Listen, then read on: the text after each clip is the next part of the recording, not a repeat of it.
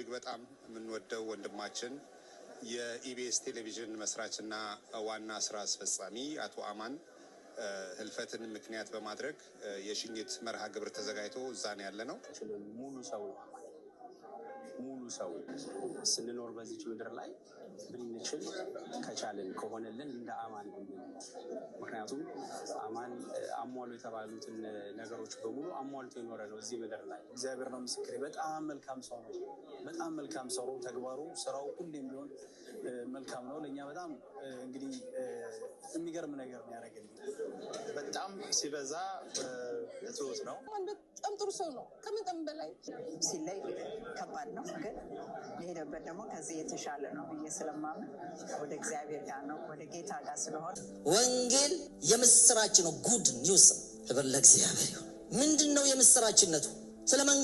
ስለ መንግስታችን ነው የምናወራው። ይሄ መንግስታችን ምን እንደሆነ መጀመሪያ ይሄንን ጉድ ኒውስ፣ ይሄንን ወንጌል ያበሰሩት መወለዱ ላይ መላእክቶች ናቸው። የምስራች ንጉሥ ተወልዶላችኋል ብለው ለእረኞች አበሰሩ። ኢየሱስ ተሰቅሎ ለዓለም ሁሉ ሞቷል። መድኃኒታችን እርግጥ ነው መስቀሉ መድኃኒት አይደለም፣ የተሰቀለው ነው መድኃኒት። የተሰቀለበትን አንሰብክም፣ የተሰቀለውን እንሰብካለን። መድኃኒት እንጨቱ ሳይሆን የተሰቀለው ነው። መድኃኒት ኢየሱስ ነው። ከሱ አናወርድም። ሌላም ሴትም ወንድም አንከትበትም። መድኃኒት የተሰቀለው ብቻ። ሚስማሩ አይደለም፣ የተያዘበት ገመድ አይደለም፣ ቀኑ አይደለም፣ አርብም አይደለም። መድኃኒት አርብ ዕለት የተሰቀለው ነው መድኃኒት። ኢየሱስ ጌታ ነው። እዚህ ላይ ምንም አንጨምርም። የሰማይ መላእክት እንኳን ቢሆኑ የተረገመውን ብሎ ጳውሎስ ድፍረት የተሞላበት ንግግር ገላትያ ምዕራፍ 1 ላይ የተናገረው ስለዚህ ነገር መሞት ስላለበት አይጨመርም። ላው ላይ ጾም አይጨመርበትም፣ ስግደት አይጨመርበትም፣ ለድሃ መስጠት አይጨመርበትም። ወንጌል ብቻ ነው የሚያድነው። ክርስቶስ ተወልዷል። እሱ በመስቀል ላይ ተሰቅሎ ሞቷል። በሶስተኛው ቀን ተነስቷል። ይሄ ነው ወንጌል። ወንጌል ይሄ ነው። ጴጥሮስ የሰበከው፣ ጳውሎስ ራሱን የሰጠለት ነገር ይሄ ነው። ኢየሱስ ክርስቶስ ከሞት ተነስተዋል። ሞቱ ወንጌል ነው። መላእክቶች ስለመወለዱ የምስራች ብለው ለእረኞች ሰበኩ ይላል። የምስራች ስለሞቱም አንደኛ ቆሮንቶስ ምዕራፍ 11 ላይ ሲናገር ምን ይላል ጳውሎስ? እኔ የተቀበልኩት አሳልፌ የሰጠኋቸው የጌታ እራትን ማለት ነው። ብዙ ጊዜ እንጠቅሰዋለን። ይሄንን ስጋ በበላችሁ ጊዜ፣ ይሄንን ደም በጠጣችሁ ጊዜ ይልና ምኑን ትናገራላችሁ ይላል። ሞቱን የምንናገረው ነው፣ ምንደብቀው አይደለም። መንገር አለብን። ኢየሱስ ክርስቶስ ለሰዎች ሁሉ ሞተዋል። እዚህ መወለዱ ምስራች እንደነበረ ሞቱ ምስራች ነው። መነሳቱማ የበለጠ ምስራች ነው። መስክሩን ያለው ትንሳኤው፣ መነሳቴ፣ እጁን እግሩን አሳያቸው፣ ጎኑን አሳያቸው። ይሄው ራሴ ነኝ ሞቼ የነበርኩት። ለዮሐንስ በመጨረሻ ሰዓት ራእይ ምዕራፍ 1 ላይ ሲናገር ምንድን ነው ያለው? በቃ ማን ነው የሚል በጣም ደንቆት ነበር። ምክንያቱም እግሮቹን እንደ ጋለና ሲላል፣ ጸጉሩ እንደ ነጭ በረዶ ነበር፣ ከዓይኖቹ ነበልባል፣ አፉ እንደ ሁለት ወገን እንደተሳለ ስለታም ሰይፍ ነበር፣ ድምፁ ሳይቀር እንደ ነጎድጓድ እንደ ብዙዎች ነበር ይላል። ውሃ በጣም ብዙ ሲሆን፣ ጎርፍ ሲሆን እንደዛ ነበር ድምፁ። መቋቋም አቃተኝ፣ ወደኩ፣ እንደሞተ ሰው ሆንኩኝ ይላል። ነገር ግን አይዞህ ይልና እኔ ሞቼ ነበርኩ አለ፣ አሁን ሕያው ነኝ አለ። የሞተው የተነሳውን ነው የምንሰብከው። አያችሁ፣ ወንጌል መጽሐፍ አይደለም። ራሱ ነው፣ ኢየሱስ ነው። ወንጌል ራሱ ነው። ከዛ እናወርደው፣ ከዛ ዝቅ የሆነ ነገር ማንጨምርበት። ስለማይሰሙ ሲባል የሆነ ነገር አንጨምርበትም። ወንጌል ኢየሱስ ነው። የድሮ ነው እኮ ይሄ ከሰማሁት ቆይ። አዎ ይሄን ነው ደግመን መስማት ያለብን። ወንጌል ኢየሱስ ነው። ሰባኪዎቹ ማን ናቸው? እስቲ እኛ ነን። እኛ ግን የተሰቀለውን ኢየሱስ ክርስቶስን እንሰብካለን።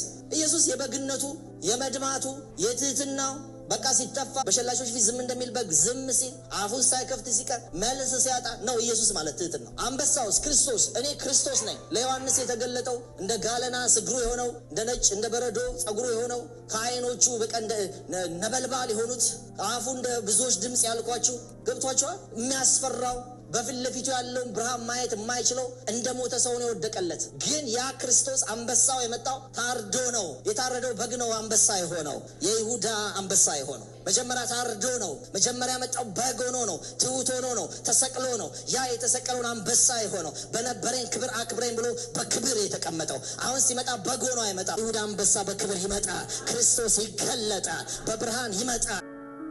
ዛሬ በዚህ ቃል ውስጥ እንድትገስጸን እንድታስተካክለን በጣም እየሮጥን ካለንበት ይህን ጉዳይ ማሰብ አልፈልግም ከምንልበት ካመጽንበት ነገር እንድትመልሰን ጌታ ሆይ፣ እንደዚህ ደግሞ ተስተካክለን በክርስቶስ በልጅህ ካንተ የሆነው ሁሉ ተጨርሷል።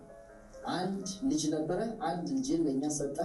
ከቅድስት ድንግል ማርያም ስጋን ነስቶ በቀራንዮ መስቀል ላይ ተሰቅሎ ደሙን አፍስሶ የእኛ ዕዳ ሁሉ በዛ በአስቸጋሪና በአስጨናቂ ወቅት ከፈለልን። ደግሞ ሞቶ አልቀረም፣ በሶስተኛው ቀን ተነሳ። ስለዚህ ማንም ይህንን ጌታ ቢያምን ተስፋ አለ። ሞቴን እሱ ወስደዋል፣ ተሰቅሎልኛል፣ ደሙን አፍስሶልኛል፣ እሱ ስለ እኔ ተገርፏል ብሎ ኃጢአቱን በአንተ ፊት የሚናዘዝ ሁሉ ምህረትን ይቅርታን ያገኛል። ነገር ግን እችን ማድረግ ግን ይጠበቅብናል።